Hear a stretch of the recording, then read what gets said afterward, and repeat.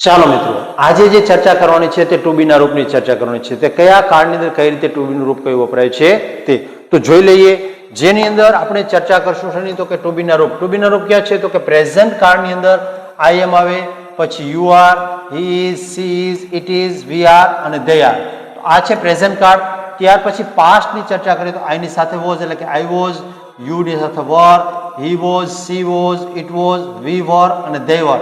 અહીંયા પ્રમાણે ત્યાર પછીની ચર્ચા છે પરફેક્ટ. જ્યારે પૂર્ણ કાળની વાત આવે ત્યારે તો આઈ ની સાથે શું આવશે? હેવ બીન આવે, યુ ની સાથે પણ હેવ બીન, હી ની સાથે હેઝ બીન, સી ની સાથે હેઝ બીન, ઇટ ની સાથે હેઝ બીન, વી ની સાથે પણ હેવ બીન અને ધે ની સાથે હેવ બીન વપરાય છે. તે જ પ્રમાણે જ્યારે ફ્યુચર ટેન્સ ની વાત કરવામાં આવે તો આઈ વિલ બી, પછી you will be, he will be, she will be, it will be, we will be અને ધે વિલ બી.